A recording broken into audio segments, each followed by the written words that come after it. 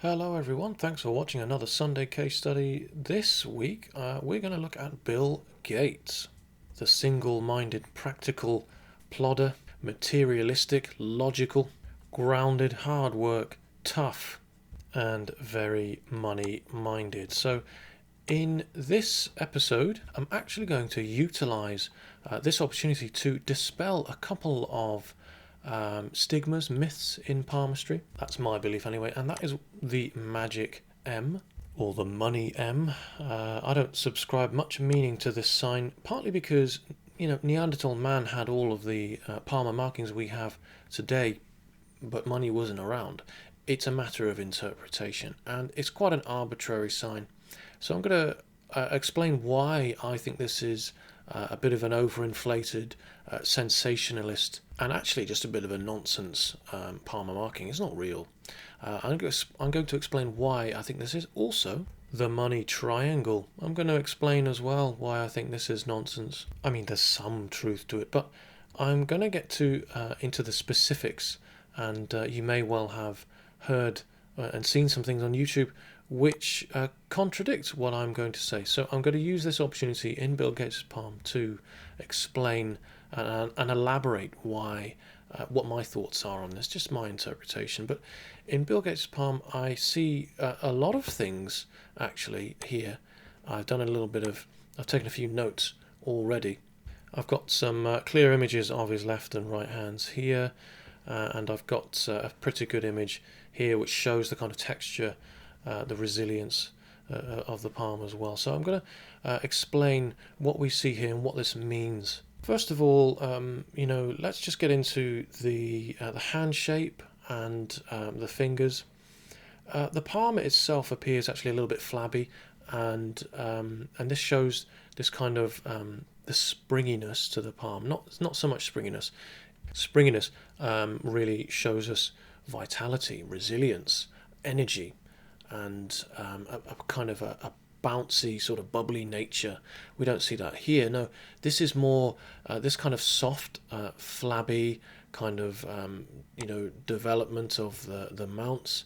This shows us, and the fingers as well, this shows us sensuality. This shows us a need for the pleasures in life. So just to start off, this is someone who certainly enjoys the pleasures of life. And also, you can see here Jupiter. The really interesting thing about the Jupiter finger here is that on the left and right hand there's a vast difference. Now, on the right hand, and you can't see it so much in the angle of this picture here, but you can see it here. On the right hand, Jupiter's much shorter, whereas on the left you can clearly see where it aligns with Saturn.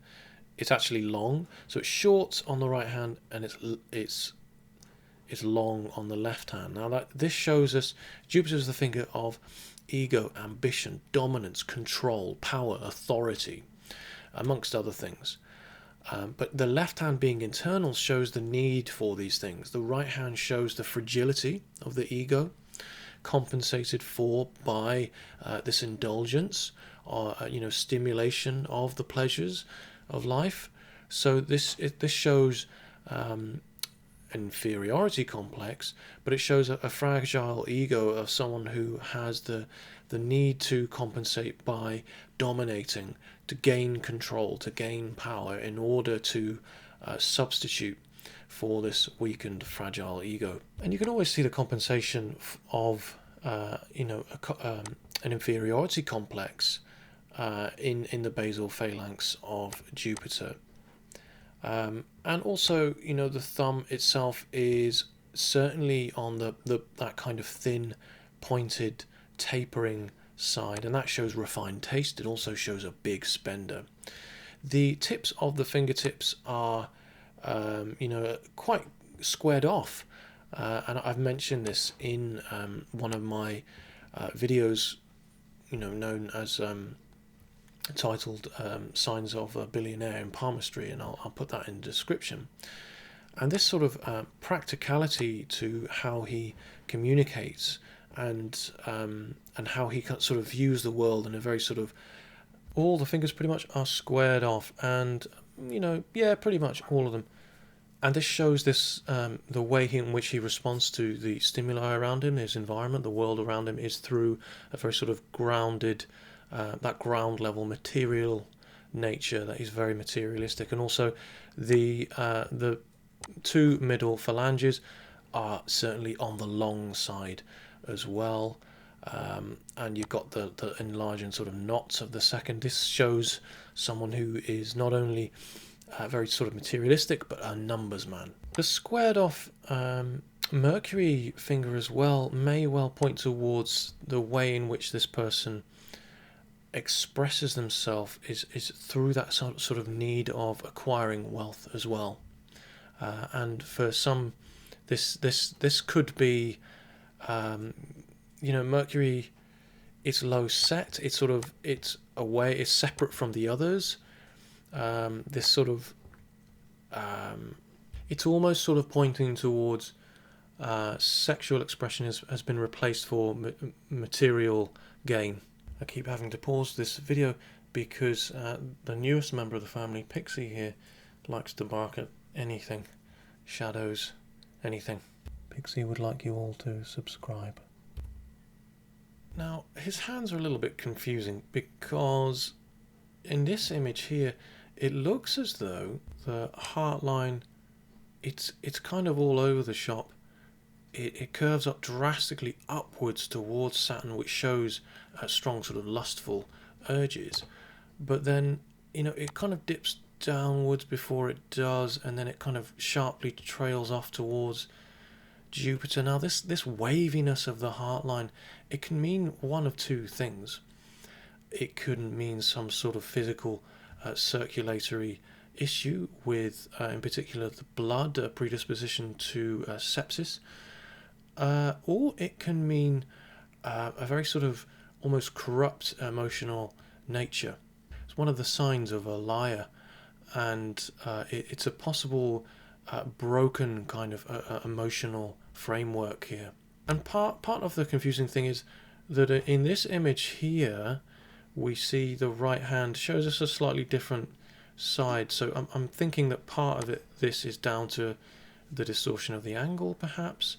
We see a straighter heart line, a much straighter heart line before it sharply veers upwards. So I don't know if this is partly because of the lighting here, the shadows, the way his hand is just sort of folded in a little bit. I'm inclined to believe this is a bit more accurate here. Now, it's still true in the sense that the heart line is a little bit too wavy, and you can see the course of it. It's just a little bit unhealthy. There's quite a bit of chaining going on here as well, and it does appear to sort of reach out into Jupiter slightly, and this still really shows two sides to this person's character.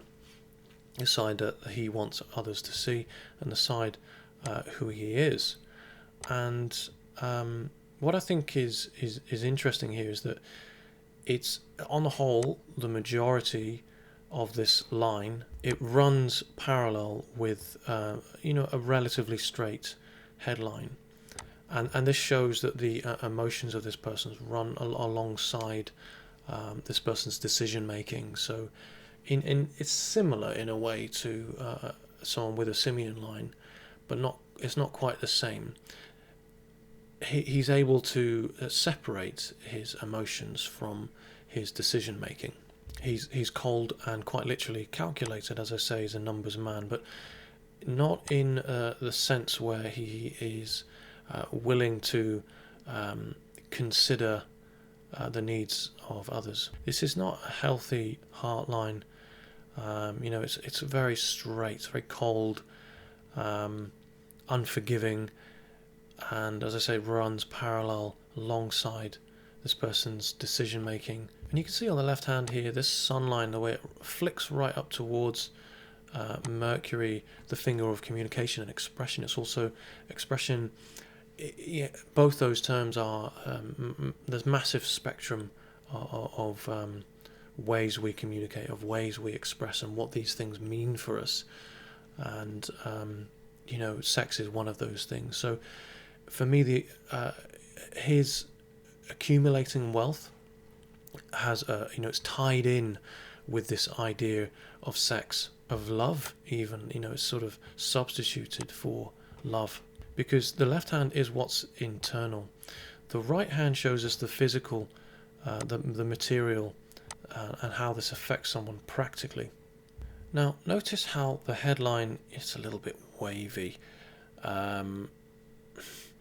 Again, it's not all that healthy in some respects. It's in combination with other things I've said here about the heart line, the way it's overall it's straight, it's straightforward in what this person wants, and what they're going to get.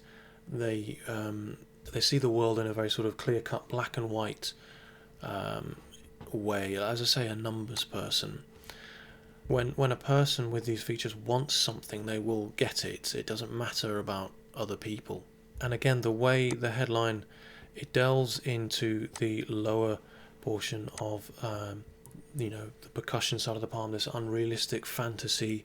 Again, this indicates unhealthy sort of expression, in sexual expression. So it's quite sad really, because somewhere along the line the acquisition of achievements and wealth has replaced this feeling of the need of love and affection. And each time he gains a vast sum of money, or a new contract, or more royalties, or some sort of achievement of success in the public eye, some other title, builds some other foundation or whatever, it's sort of set back by this idea that it's not enough. So let's just break down what this supposed sort of money triangle means in palmistry. You may have seen some videos out there that point towards this being a money triangle, or this instead, or perhaps even kind of what we see here. It's pretty much all nonsense, because when you look at what's causing, what's creating the triangle, is actually the convergence of the three, one of or two of the three major palmar lines, and then one of the other sort of lesser palmar lines, like the Apollo line, or I don't really want to say the fate line as a minor line, but something else, some sort of effort line, some sort of achievement. So if ever you come across a video that sort of states that something like this is a money triangle, it's nonsense, because all you have is a headline, a lifeline, and what makes the triangle is a career. Well, there's some truth to it, I suppose, because a career provides us with money. But does it mean that you're going to be vastly wealthy? No, of course not. More often than not, you'll see someone with a headline that reaches across their palm. The average place for a headline to stop is somewhere underneath Apollo, and most people have a fate or career line that reaches up towards the headline. And sometimes you'll see someone with a Mercury line that reaches upwards towards Mercury, and it creates this little triangle here, again often referred to as a money triangle. And again, really the only thing that creates this triangle is this intuition. That's it. That's the only thing that creates this. I have this, and I can tell you I do not have lots of money. Where the relevance comes from in this is that this Mercury line creates intuition. Successful businessmen and women have this because you require your hunches, your gut instincts, your intuition in business. And all successful people will have this. That doesn't mean that if you have it that you will be successful, though, because it doesn't necessarily mean the same thing for a lot of people. And you can't diagnose in palmistry from one sign or symptom alone. If you have an earth hand like Bill Gates, then you're much more likely to have something like this, and it's much more likely to be a bit more a sign of something a bit more fortunate, because earth hands are much more sort of materialistically minded. In Russian palmistry, a Mercury line, or an intuition line, or health line, liver line as it's sometimes known as, that reaches from the lower sort of portion of the lifeline and reaches right up onto Mercury itself. that's very straight, pronounced, deep. It's sort of known as the mark of the vampire because it creates this V in the palm itself. And what this really means is, at least at the very least, it provides its owner with a great amount of luck. And, in some way it's true, this is almost like a sort of protection there. But you could argue that also they are so intuitive that they protect themselves, that they seem to sort of know what to do in any given situation. And again, if you have a headline that kind of crosses over here, you have this triangle here, and a lot of people would interpret this as someone who is going to be wealthy. Well, you could just interpret this as someone who has the instincts to know how to get the best out of any given situation in order to accumulate wealth for themselves. Now, the magic M is another big bugbear of mine because pretty much everybody has this, the money M, if you like. It doesn't really mean anything because, all that really makes this an M is this here. And what makes this, I'll tell you, this is your fate line. And your fate line, a lot of you will know if you've seen a lot of my other videos, once it reaches the headline, it's roughly, for most people as a guideline, the age 35. Now, for most people, if you have a career and you're working from the age of 35 right up to the age of 53, where the fate line meets the heart line, then, if you're in employment from the age of 35 to 53, you will likely have the magic M. That's all it is, this money M.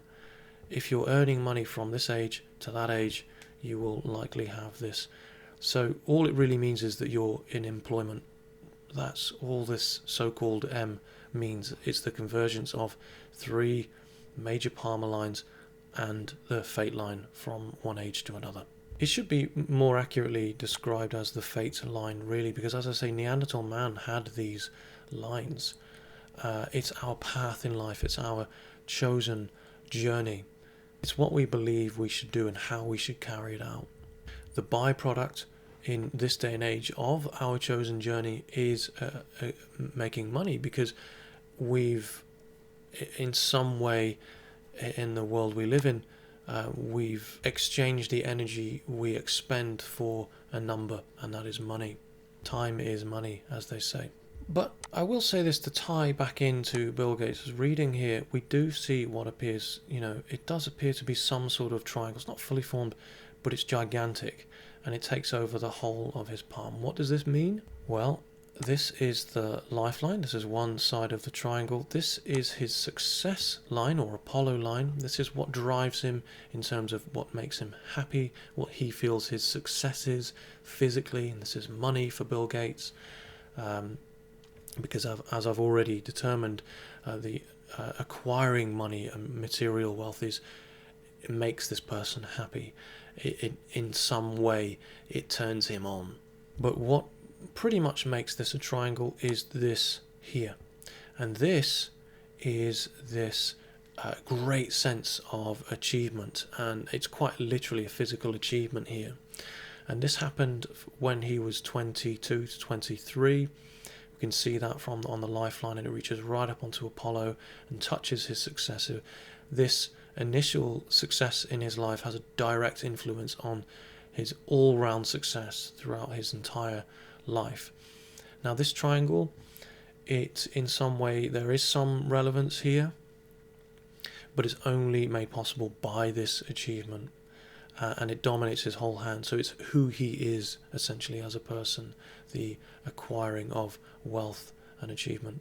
Now, what this is in terms of an event is, and I looked this up because at the age of 22 to 23, this is where, of course, he trademarks Microsoft, and he sells his software. He sells it for about £3,000 in 1975, I think it is, and plus royalties.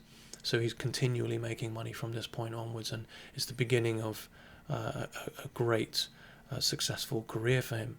And you can see there's almost a sort of a break here in the lifeline, and this is a bold kind of change of environment. He leaves school, he leaves university temporarily to work on these projects, and a year later he openly writes a letter, because the early adopters, the early creators of software, were sharing information, much in the same way that Nikola Tesla was operating. He wanted everybody to have access to the technology and tools around them. Well, Bill Gates wanted to make money, and so in order for that to really happen, there needed to be this sort of regulated buying and selling of software. If people actively shared information, then that outright had an effect and impeded the possibility, impeached on his potential profits. So he wrote an open letter to these early sort of software creators, and condemned their sharing. And I think this really shows us, it's very telling. We should be judged by our actions, and this is quite telling, really, as to what this means, what this person values.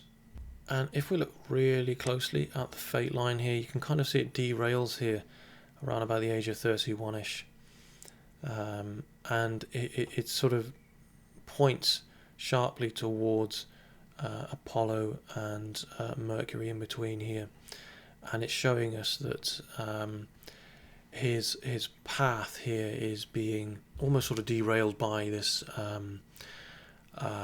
acquiring of wealth. There's a vast sums of wealth are acquired at this time. I'm not entirely certain what happened for him at 31, but he made a lot of money. And if you look closely at this image, you can actually see this, protection from vampires. This V sort of symbol, almost. This excellent sort of intuition, this driven instinct. And I'll leave you with something I found really interesting here, because you've got this what looks like a sort of loyalty line, but it's not the best of loyalty lines. It's kind of weak, because it doesn't. Here's a Mars line. Mars is our need to sort of fight battles and to fight back almost. His loyalty line, it doesn't go further than this need to sort of fight, which I think is telling, and it points towards this sort of where his lifeline forks, and it does this at the age of around about 50. At the age when he's 50, that's 2005, and that's when he is knighted. So his loyalties don't really go further.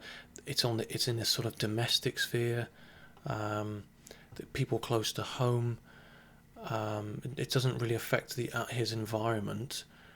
His loyalties lie within this very sort of elite inner circle, quite literally. He's knighted. His life kind of divides. This is what people see on the outside. This is who he is on the inside. The way he's actually living his life from this point onwards, and it's from this point onwards, he's no longer the world's richest man or thereabouts anyway. So it's these things I think are quite telling, because they paint a picture actually of what's going on a little bit more inside, behind the scenes. So that's about it, I think, for this week's video. Let me know what your thoughts are.